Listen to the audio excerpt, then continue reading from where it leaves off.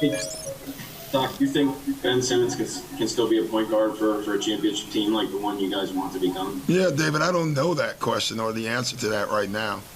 The bench unit struggled compared to their bench. Well, they didn't struggle. They didn't get a lot of shots, in their defense.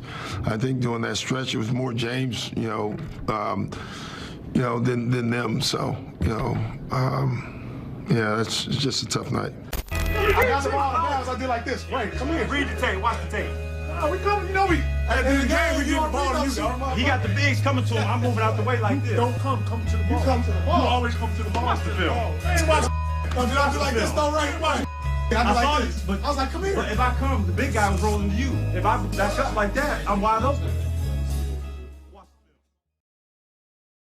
Doc Rivers is a terrible coach.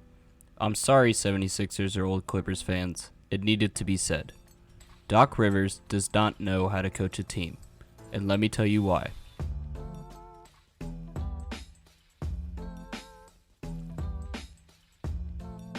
Doc Rivers is ranked among one of the best coaches of all time, but is it really deserved?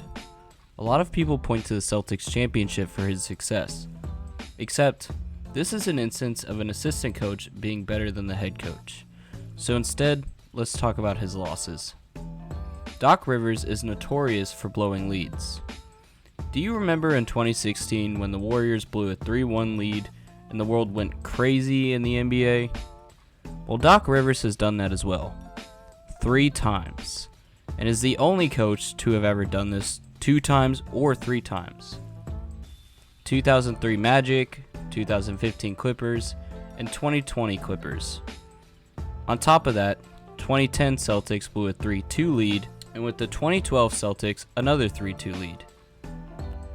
Now, I could keep going on forever about how terrible Doc Rivers is in the playoffs, but I want to touch on another point.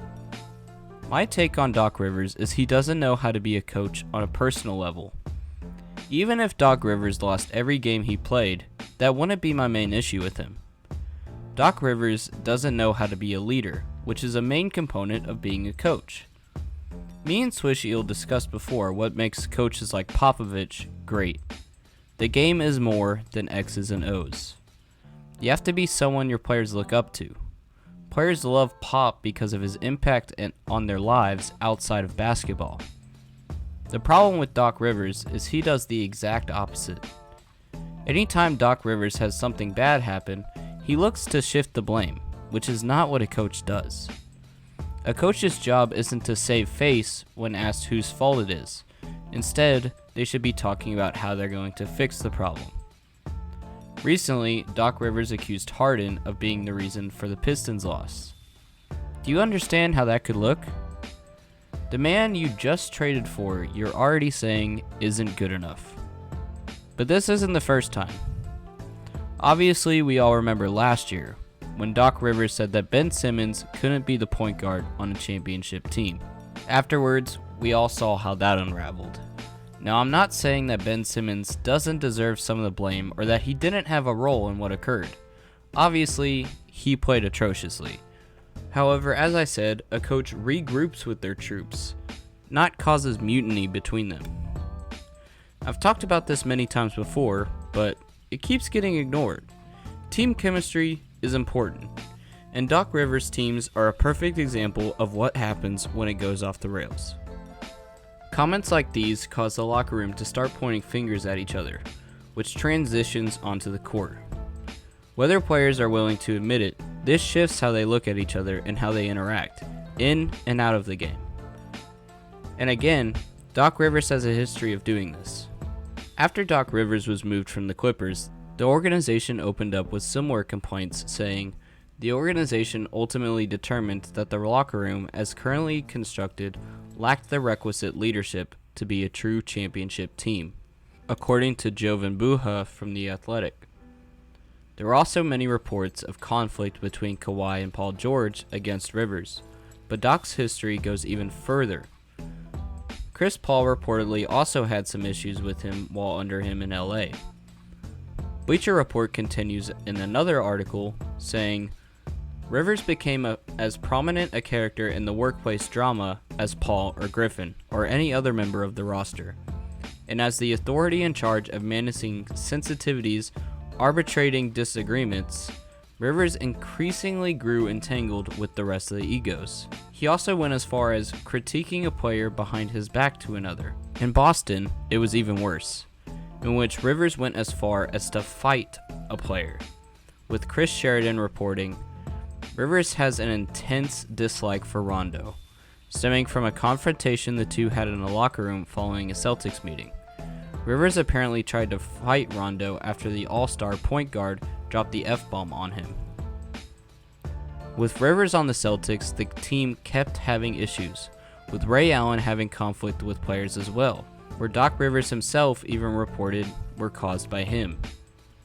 Back in his LA career, Doc Rivers reportedly spread a rumor that JJ Redick was begging to return to the Clippers, a declaration that rang so false to anyone who knows Redick that there was a collective bewilderment that Rivers would even say it aloud in polite conversation.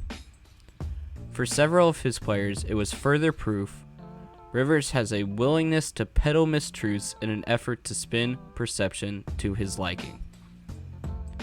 That quote perfectly summarizes the point I'm trying to make. Peddle mistruths in an effort to spin perception to his liking. Doc Rivers is trying to spin the story however he can for himself. That is not what a leader does.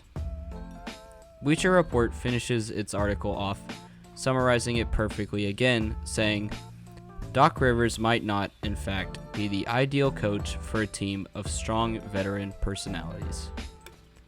This is Rivers' problem. He feels his own image is more important than a teammate's image is to the other teammate. He says anything and everything he can to boost himself up, even if it pushes the rest of the team down. These are not the actions of a leader or a competent coach. As a coach, your locker room shouldn't look like this, but more like this. Doc Rivers should not be ranked towards the top of coaches, but should rather be towards the bottom. Until Doc Rivers can learn to coexist with his players and have them coexist with each other, he will never see success in a team-type position of power.